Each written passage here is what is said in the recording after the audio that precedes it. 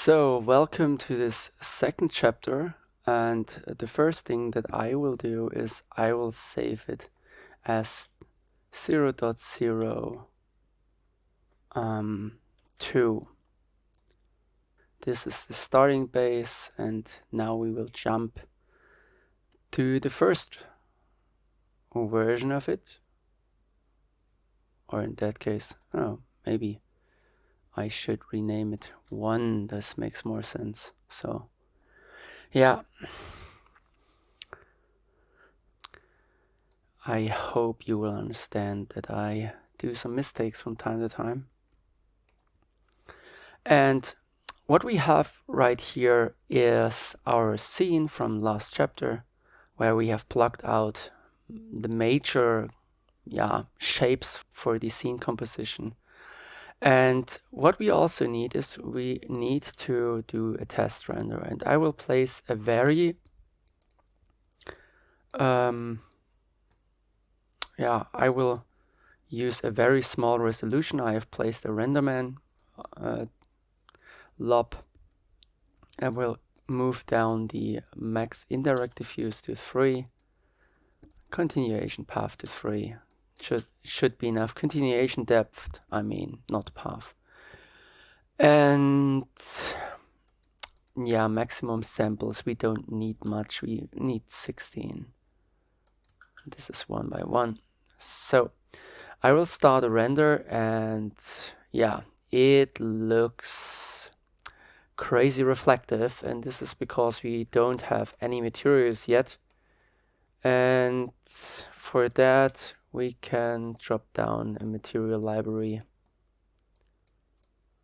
and maybe merge those shapes a little bit together, something like that. So those are the meshes and those are the forests, and this is the machine. The machine should be separated. So, and those are the forests. It looks a bit chaotic now, but yeah, this is something that we can put in a box so that it looks way more organized. So here we have a material. Maybe we should place a very simple one. Pixar material diffuse material. Pixar diffuse, no, not Pixar diffuse. We want to create a llama diffuse and the llama surface so that all the shaders are llama in our network.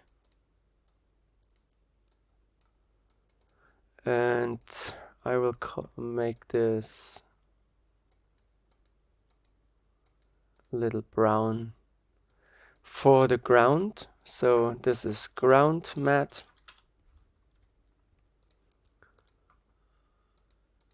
And it should be applied. Material library 1, where is it? Right in here. And it should be applied to all these objects right in here.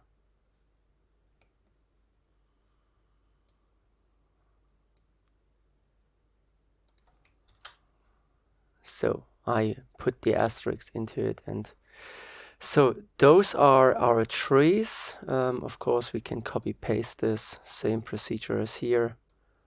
This is our environment, and this should be brown, something like that. And here we go back and make it green so that we know, oh wow, that we know that this is ground material forest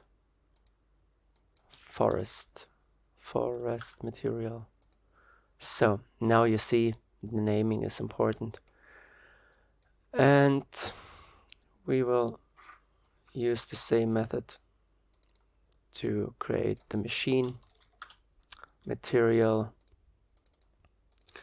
and make the material something like that.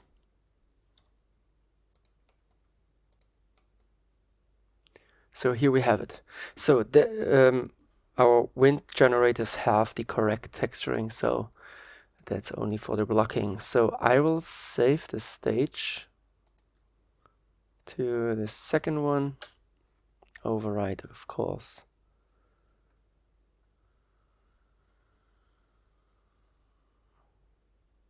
It's saved. So, and what we also place is a basic dome light.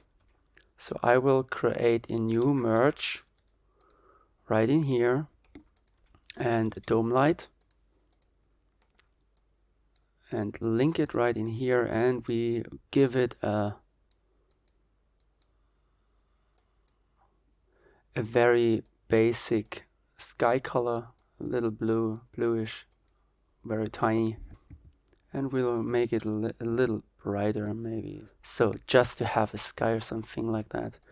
And I will also place a distant light, so a new merge right in here, our distant light, we call this sun, and we can call this skylight.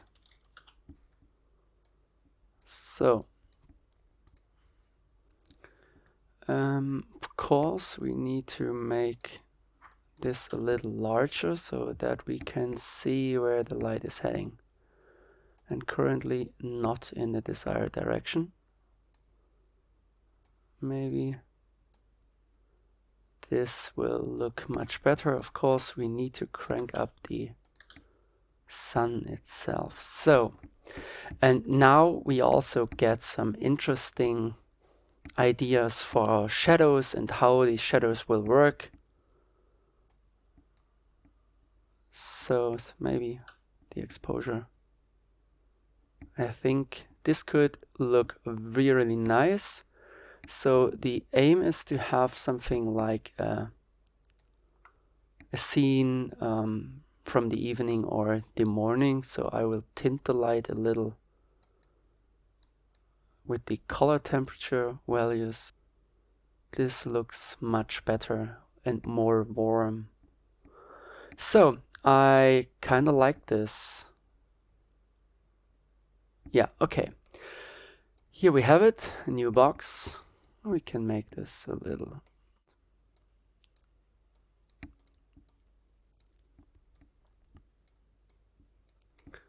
Organizing is the most important thing, not just in work, but also in art. Something like that. So that's what we have for now. Let's save the file. And the first thing that we will now do is we will place the road that you have in the scene right here. So the field road is our main path into the image. And the question is, should the road move something like here and there, and or should the road turn to the left, more to the left? And here we have another field. Yeah, maybe we should try that. I will stop the render process, and I will also deactivate the light preview. I have saved the file, so I will deactivate light preview. It's irritating and too bright. And as I pointed out in the last chapter, I created a draw helper. And for that, we are moving to the Solaris context. Of course, we are going into this one. We have to zoom out a little bit. And here I had placed a draw helper points road. And we will use a new layout for doing this. So I will move this and something like here, so we have more overview. And this is our terrain. We will move this up a little more. And here I will drop down in new merge. This is the place for our road. and here I will put down a layout. And for the layout, we have to use the right shapes where we want to draw on. So currently in this workaround, it's only possible to draw on one mesh at the same time, but this is not a problem. So I will choose this one. This is our painting layout, and I will merge it here, or maybe we should see where we painting. So maybe I should link it temporarily right into here. So, and I call this one, oh, I can do this here, draw helper road. Yeah, draw helper road. We can copy this and move directly up to the field road, to the controls right here. And, or I can choose it as well. So draw helper road should be that.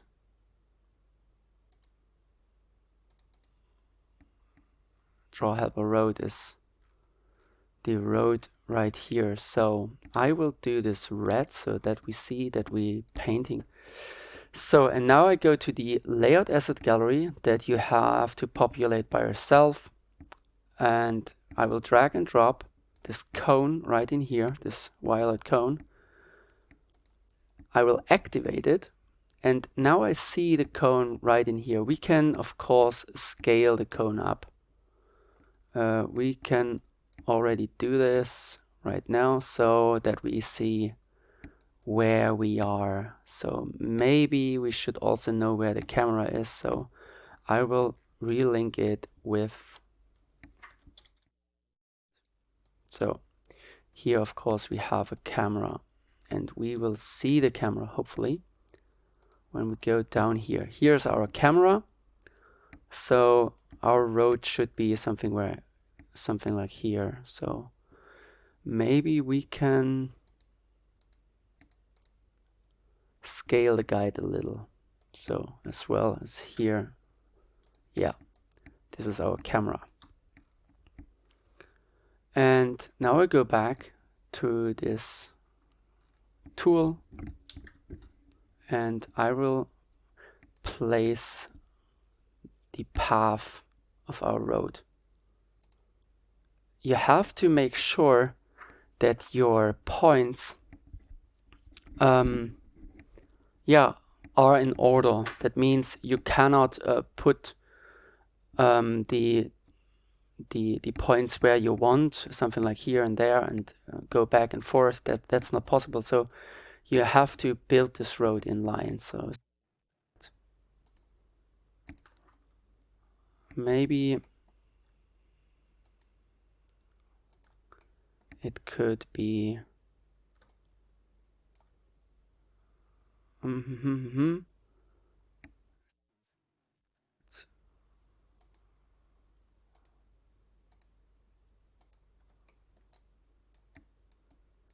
oh, here we have a different scaling, but that's not an issue. So, and here we will move to the left out of our scene. And this should be our first road. In case we need more, we can draw more, but this is our road. I don't like that the path is moving so much to the right. We can also repaint it by hand. Maybe it should be more something like here. Yeah, maybe we should repaint this, so this is not a problem. We can delete all those points and place new points. So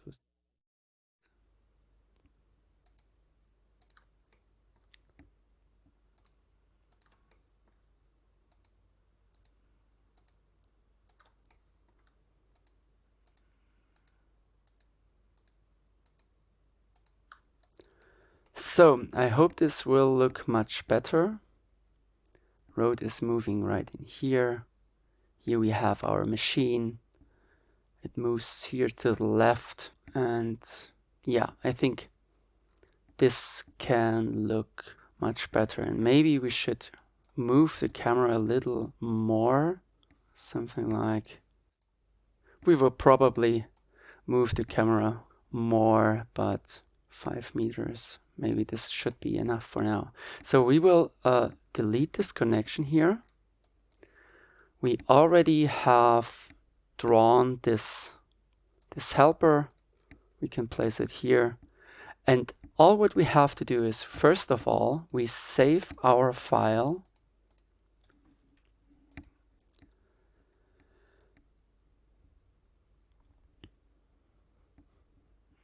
And we are jumping into the field road.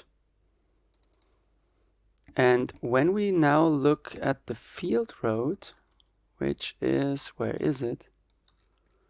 We should check if the import has worked. So this is our mesh, and those are our points. They are all looking correct. And here we have the mesh, and here we have the points. Maybe look at the numbers. So we have no point numbers so far. Here's our mesh.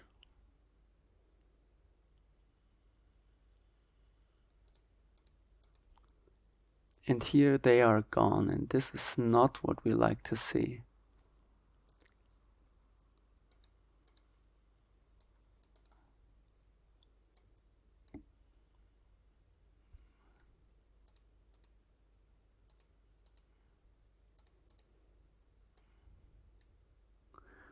So I will unpack them to polygons, and maybe it has worked now. Yeah. Sometimes it's a little updating buggy, so you have to redo this. I think it will be cached inside of this node. Don't know exactly. So this is our ground, and this is our road. And yeah, it looks a little bit ugly for now. And those are our points for the path that we have generated. And maybe we should work on the path a little more and use something like a polyspline right in here. We are doing it better in the, not in the lobs context, since it will get rebaked all the time. So I will go back to build. Now we are here, and now it's updating really, really fast. So, and here we can smooth out our lines a little more.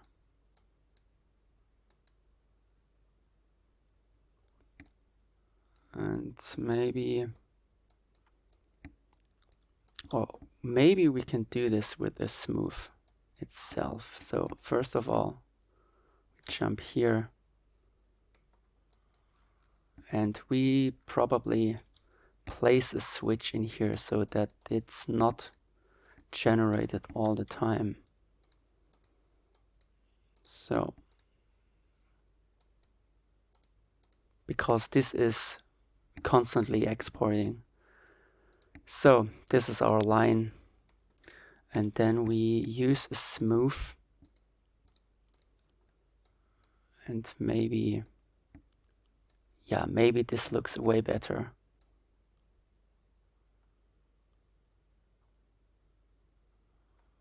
Something like that. Okay, so now the road gets built, and here we can deactivate that. Now the road is generated. We can go back in here. We will link it directly, or we can, yeah, bake it out with a USD ROP. So caches, go back, caches chapters, and we are now in chapter 02. road cache or road 01 USD, and we will bake it. And do we have something? No, we have nothing. Of course, this is because we have loaded this import. We have not baked it out as a USD asset. So I will do this again. And now we should have a road. Yeah. Okay. So we can place it right in here. Road building.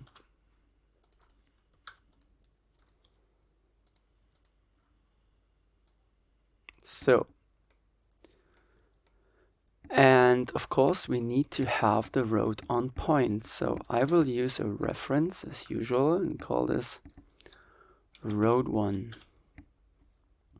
Link it right in here. And I will load this road. And as you can see, it's not entirely working. And of course, we need to figure out how we deal with that. First of all, we need to look if it's placed correctly. And it turns out that the faces are inverted. So we will check this if that's the case. So, and yes, those lines are inverted. Question is why? Probably because we don't have projected it high enough. 2500 maybe. Maybe we should check. Inverted. So what we can do is we can make sure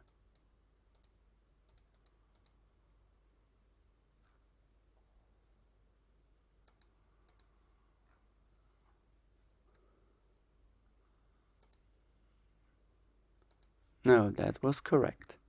So what we can do is we can make sure that this is working by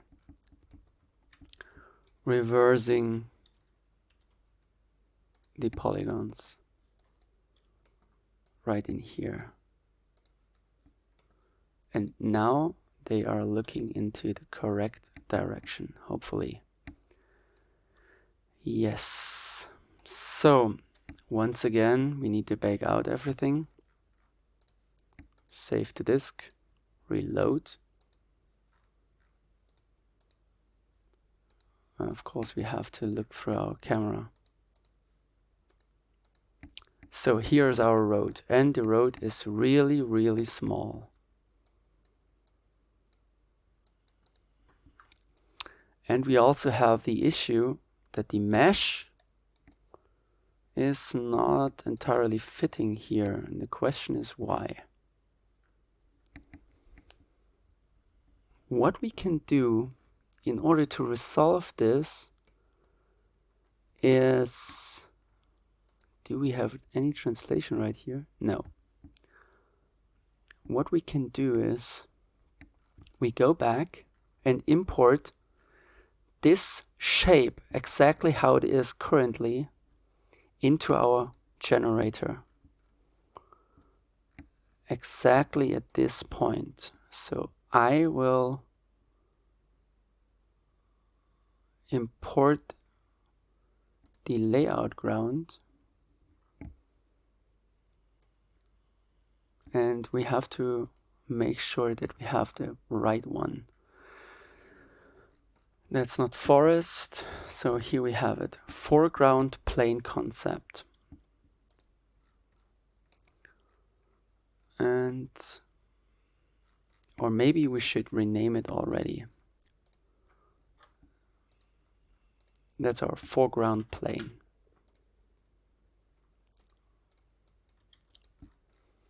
And we go up into our road and look for the foreground plane. Here we have it. We go to out, import it from here. So that's our mesh. And then we will link it into our array. So now the path should be more closely. We don't need that connection. So we move this up. And this should now work. And this is probably way too high. So I will crank down the resolution on the subdivide, because it will subdivide the entire surface and we don't need that. So we can do something like that. We delete this node entirely. So, or maybe move it right here.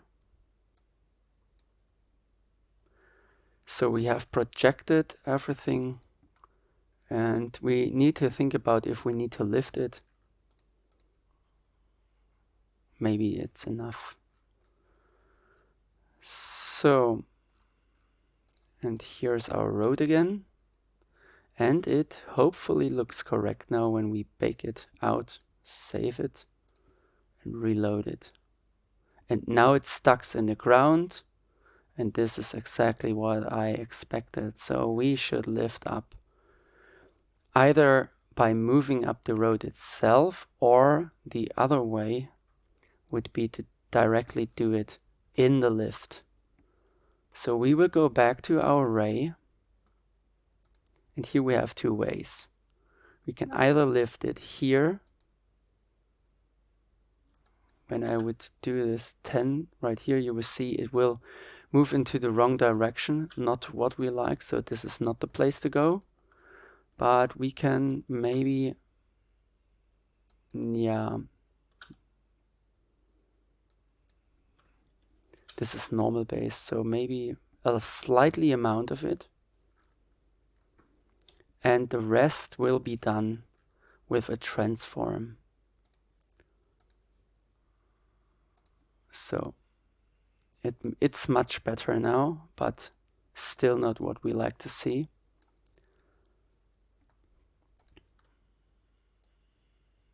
The road is also very small currently.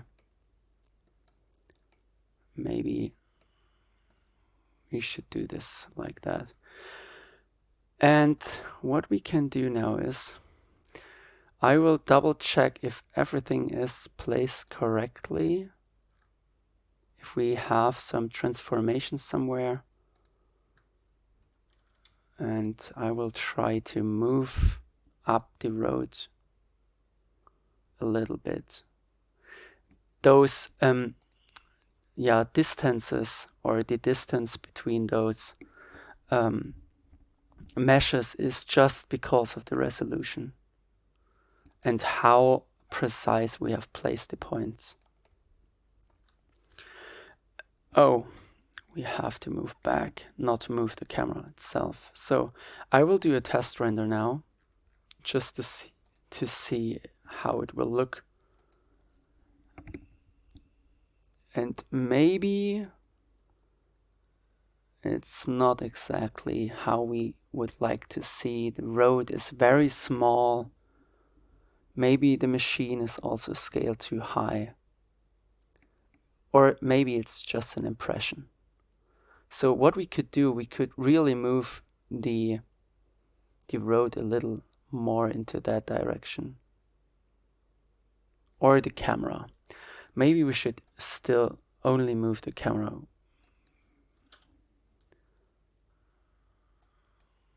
And probably also scale up the road itself, which has displacements currently.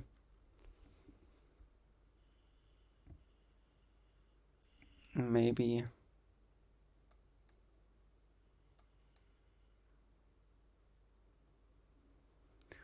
something like that. We should also check if the road has the proper size. So I will stop that. And where we have it. So this is the width of our line, and it has a size of 4. Maybe we should check once again.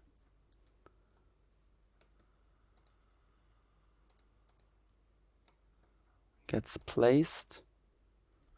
And here we have some issues because of the terrain. And that's a sweep.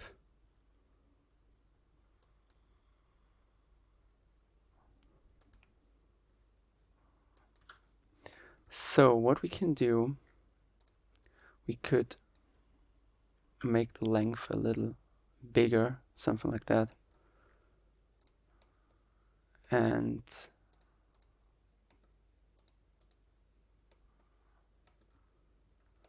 yeah, we should try to look if it's now fitting much better. So we are going back. Here it's going to the ground. So we have multiple ways of dealing with the situations. We probably scale this up right here. Or we let it here and we will drag down the edges.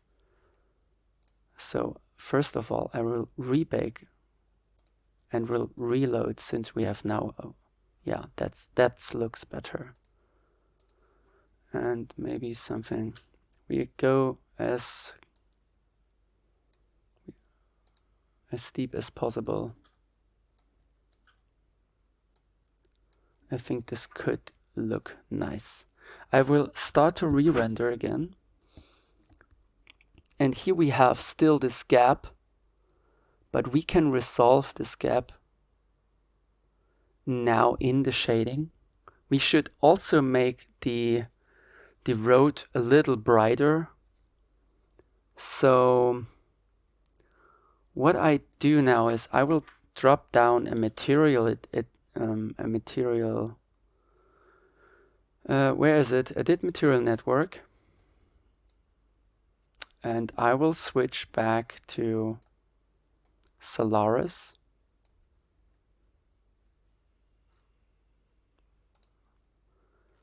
And we'll go into our scene right here. We'll open the road and we'll drag and drop the road material right in here and hit load. And when we now dive into our network, we see our entire material. So of course it gets resorted, sometimes not in a good way, but yes, we will be able to work with it. So I will re-render. And the first thing that we will do, we will make it brighter. So where is our Pixar color corrector? Here. The exposure, 2 stops brighter. Maybe this looks much, much better. And the next thing that we do is, first of all, we stop the render for now and do a new save. Version 4.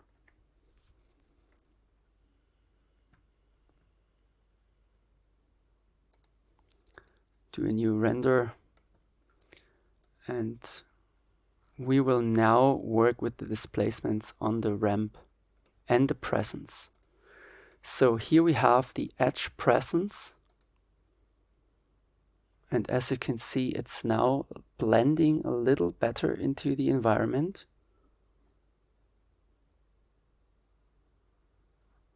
What happens if I would deactivate the shadow dropping of this road? It's maybe not that accurate, but just in case, it will resolve a lot of the issues. Since we are not building a physical thing, we can cheat a little bit. I will drag and drop the road right in here, and I will deactivate the transmission. What happens? It will blend a lot better into the scene. So it's not generating shadows anymore. This has the disadvantage that it will not cast shadows on themselves. So like in here, probably we should not do this, but what we can do, we can crank up the quality a little bit. So, and yeah, I think this is looking good so far. Back into the material itself, and here we can play with the transparency. So at this point I also speeded up the recording for you so that you don't have to wait too long. I have played with the shading and with the exact position of the road, so I used the displacement values to move up the edges of the road as well as the insides of the road, or the intersection of the road. And I did it exactly like I have shown in the USD asset presentation, where I showed you how you can deal with this deformation. And now I come back to original speed. Re-render. And I think this kind of looks cool. Yeah. So, next stage. I will save this chapter to chapter 3. So this is our start for the next chapter. And I see you in the next chapter. See you.